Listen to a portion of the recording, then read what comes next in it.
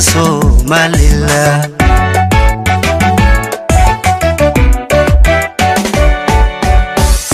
sideediyo tobanka May sumadii gobonimo ubal waa sawricii qaranka Somaliland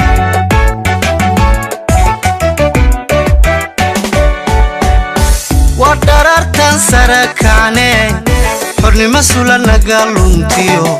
sabana badan naga maqnayd dadkaygii soo ceshaday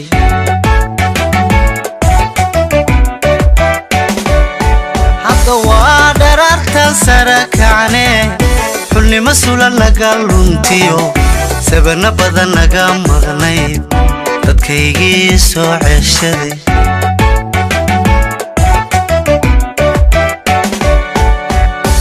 matana sanad guuradiyo siraadkii dawladnimo sakabow dabaal degnee bulshoy sacbada oo tuma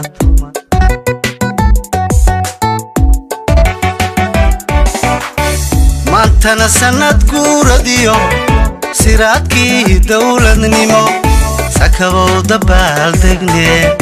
bulshoy sacbada oo tuma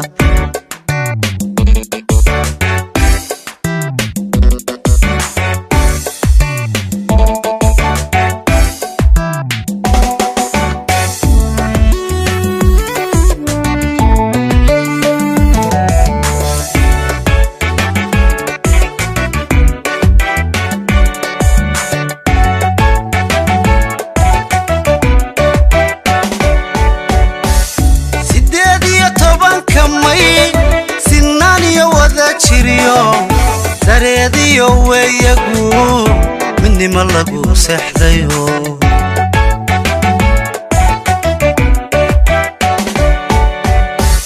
sideediyo tobanka May sinaaniyo wada jiriyo dareediyo weeyagu midnimo lagu seexdayo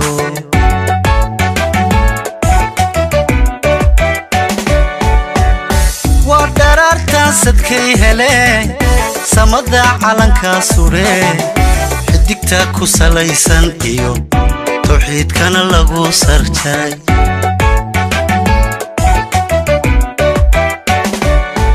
hadda wadarartan sadkay hele samada calanka sure xidigta ku salaysan iyo tawxiidkana lagu sarjaray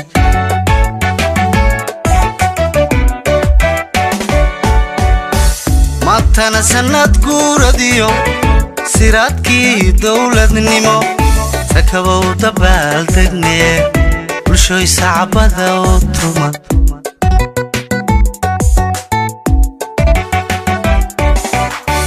matana sanad guuradiyo siraadkii dawladnimo sakabow dabaal degnee bulshoy sacbada oo tuma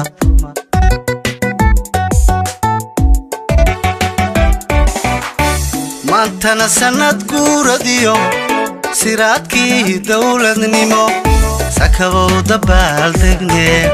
bulshoy sacbada oo tuma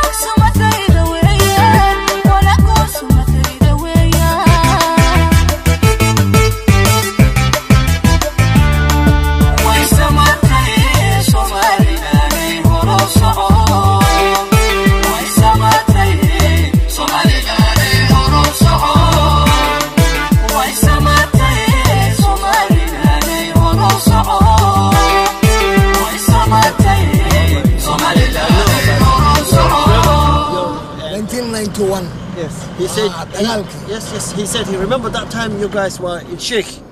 We visited Sheikh, but we were living in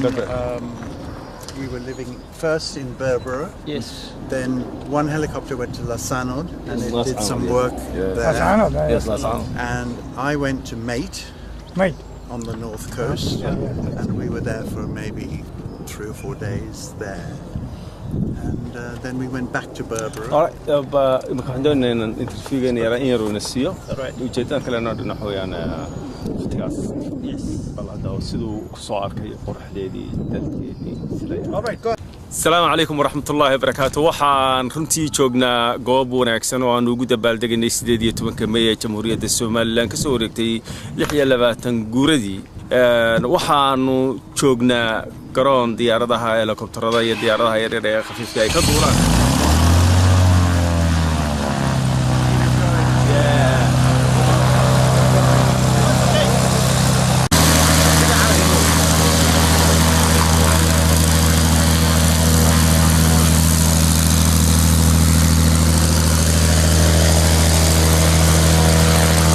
waxaan jecelahay haddaba inaanu kula kulannay halkan oo noogu dabaaldegaynay 18 May diyaarad hawada sare ee magaalada London nala soo martay una ka soo shaqeeyay runtii nin dhalinyaro oo reer Somaliland magaciisana la yiraahdo Axmed Cabdi Jaamac oo runtii nin dhalinyaro in badan ku dabaaldegay diyaaradaha hawada isku rogroga ee ugu dabaaldegay 18 May imankana aanu xaq u yeelanay maxaa nasiib aniga iyo odayaal kale oo halkan ilagu siman oo ka mid yahay runtii colaad oo ay si wacan wada garaysaan sarkaal sare oo ciidamada qaranka Jamhuuriyadda Soomaaliland ka mid ah waxaanu nasiib u yeelanay dhamaantii aniga iyo sarkaal sare oo ka tirsan ciidamada qaranka Jamhuuriyadda Soomaaliland ay si wacan wada garaysaan magaciisana Doolaal iyo maxaa la yiraahdaa Saleebaan Nugaal oo asaguna oday reer Soomaaliland oo jooga dalkan Britain magaalada London inaanu kala qayb galno ninka dhalinyarada ah ee runtii hadii jeerale u dadaala Axmed Yare oo diyaaradaha cirka isku rogroga ugu dabaaldega hadii jeerale 18 May haddaba waxaan chance u yeeshay in aan kula kulmo goobta aanu joognay diyaaradda aanu kaga dabaaldegaynay Mark oo nin asagu tegay dalka Jamhuuriyadda Soomaaliland kana soo shaqeeyay bal haddaba waxaan jecelaynaa asaga ku soo dhaweeyo si uu uga warramo waqtigu joogi jiray iyo sida ay ahayd Somaliland. Mark, welcome to TV Somaliland. Well, it was a very difficult time for Somaliland because your war had just finished. So there were the services were very limited, the roads were poor, but there was plenty of trade. People were working hard, and we were based for a time in Mate on the north coast, where we saw and experienced your trade with animals, which would go on a dhow and then up to Dubai and other places. And there was a trade also in frankincense, and we were lucky to land in a place where there was a valley for frankincense, where they grew it in the trees, and they scraped the trees to make the stuff. I have to tell you that we did not go to many towns because we were flying in the helicopters into the country, and we would select little villages, and we would stay at night in an akel so that the scientists could talk to the elders of the village and also to conduct a survey for the children, on the children and their health. Thank you guys for coming and flying with us. I hope you enjoyed it. You see something very different, and thanks to this guy here for organising it, I think. Do you like to go back to Somaliland? I would like to visit one day, but it's not very easy to go there. Now I'm retired, and so I have some things that I have to do first. I'm making a boat at the moment, and maybe I will sail to Somaliland and come and see you then. That's absolutely good, and I will say you're welcome anytime. Okay, thank you very much. Dolaal waxaan doonayaa inaan dhowr kelmadood weydiiyo oo runtii noqday sarkaalkii ugu horeeyay ee ku dabaaldega diyaarad 18 May ugu dabaaldega isagoo jooga dalkan Britain. Dolaal aad baan ku salaamaya. waa farxad maanta aad iyo aad ma garanaysaa u weyn يعني ما صمرين ما نتوكله الحمد لله إلهي بيسوق كارسية قديرنا وأم هذا نقيا عادي عاد بنقول هذا نقيا قديرنا وأم هذا نقيا وأيو وإني رول اللي يراه عادي عاد ما كان يسأل ده علي إنه يعني ما كان يسأل موشن كان مانتا وإنه سوق كارسية وإنه قد بالدقو يعني ما كان يسأل ديارته وما كان يسأل إنه سوق كريو isagana wax weeye waxaan leeyahay insha Allah bilmillahi kariim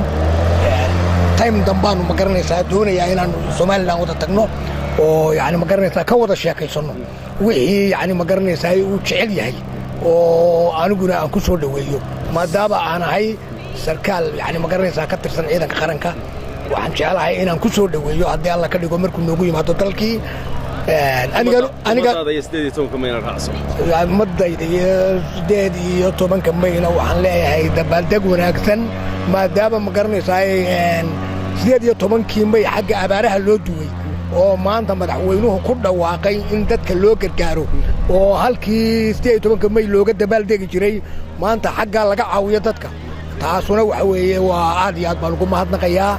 maanta oo kale ima soo marin أحمد نوان ومهد علينا يا عادي يا عاد والسلام عليكم ورحمة الله وبركاته. سليمان قال وحو يهي وضياشا تشاليادا رير سومالان كوضياشا رنتي مدحدا أساقنا وحو نصيبو ياشا يونو لا دبالدقو قرنبدي سنوغو دبالدقو ديارات مانتا وهوادا سريع لندن وإن بدنو تشوغي وبحو والهدبا مانتا يشعورتا سليمان قال بسم الله الرحمن الرحيم والصلاة والسلام على رسول الله. marka hore ilaahay baan u mahadnaqayaa marka labaad waxaan hawada u marinayaa salaan qiimada madaxweynaha jamhuuriyadda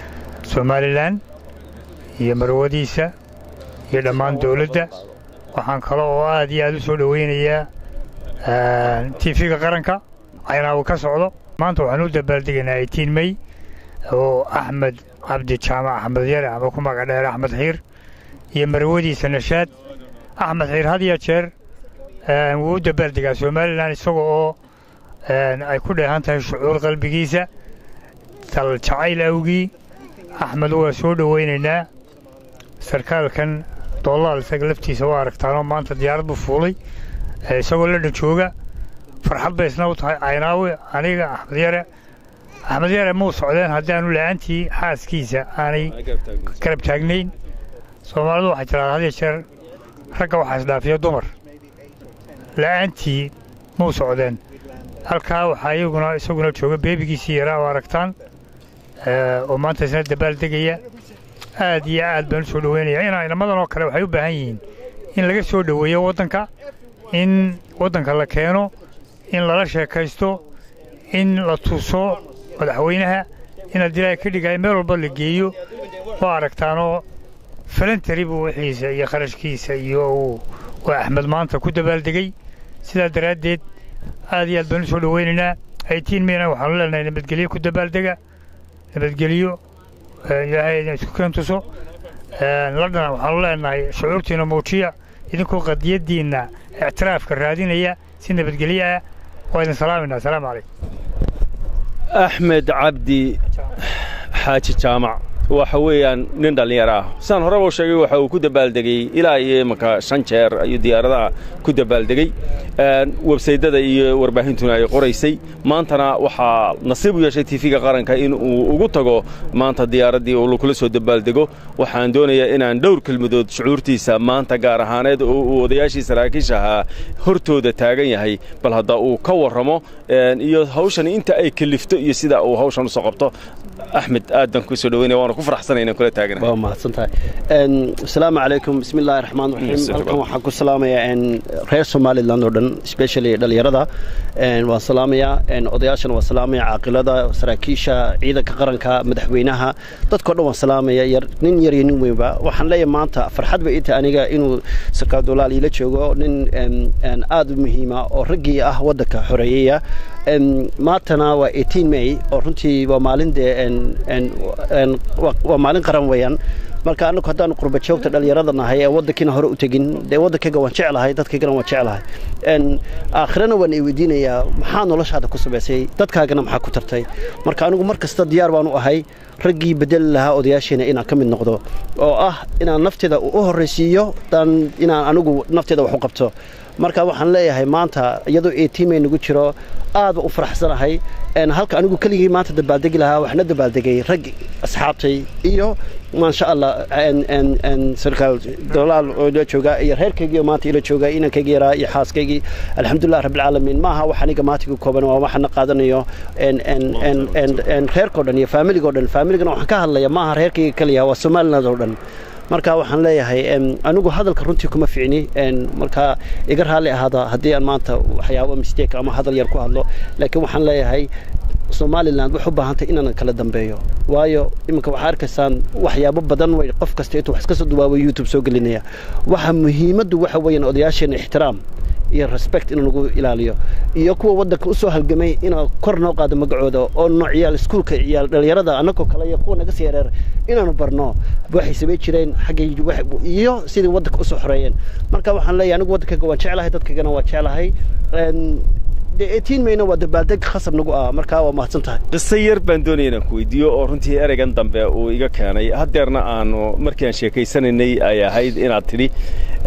jarmalka adigoo jooga ayaa waxa la idin geeyay bas la idinku goray oo ardaya nin baa la idin geeyay odaya qisada yar inaad umadeena bal harda aad fahansiiso maxay ahayd muxuu qabtay ninkaasi ninku wuxuu ahaa waxa weeyaan waxa weeyaan waa history lecture way ahayd oo iskuulka noo ku dhigay marka maalmo ka samida sanadka dhexdiisa ayaa noo ku qaaday bas meel ilaa 3 saacadood iyo bad noo soconayay wax dhowr saacadood noo soconayna la geeyay marka waxay ahayd waxayna soo tusiyeen nin hero oo meesha historygiisina la tusay wuxuu qabtay marka maana ogeyn ninka u tageynay marka ninka sheekadiisa iskuulka nagu barayeen laakiin life maana arag wayna qaadeen ninkii weynay geemsana ma xasuusta ninkii intaasoo nin askar badbaadiyay ku hayay basementka guriga hoostiisa dhowr wigu ku hayay markii dagaalkii weeyaan xabad ninkii muridina halkaas cuntada ku siinayay uu ku hayay waayo markuu Hitler qabsaday weeyaan dhulka marka askartii holdiska naga xog weynaaday marka ninkaasi basically hero buu noqday waayo wuxuu badbaadiyay oo ka qariyay dilkii iyo askartiina raadinayay iyo badbaadiyo marka waxa nagu qoray waxna galiyay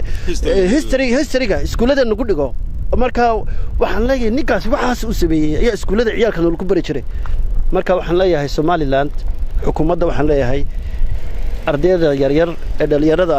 historyga wadanka bara waayo hadii raggiin soo halgameen ma bara weeyaan waayo without history you are nothing without history you are nothing kaasi wuxuu ahaa Axmed Yare oo runtii aniguna aan u maleynay inuu taariikhda gali doono runtii ilaa iyo imankana u dhalinyaradeena iyo umadeena iyo odayaasheena iyo waxgaradkeenuba ay ka daawan doonaan ama ay ka dheehan doonaan taariikhda Somaliland waxa aan aad iyo aad ugu mahadnaqayaa Aadan Cabdilaahi oo dhinaca kamarada iyo farsamadaba iga shaqeynaya waxaan jecelahay in aan dhammaanba u mahadnaqo ummadda reer Somaliland TV-ga qaranka Jamhuuriyadda Somaliland oo goob kasta jooga iyo meel kasta kana soo qayb gali doona dabaaldega 18 May anigoo Caynaawi ayaan waxaan leeyahay salaamu calaykum wa rahmatullaahi wa barakaatuh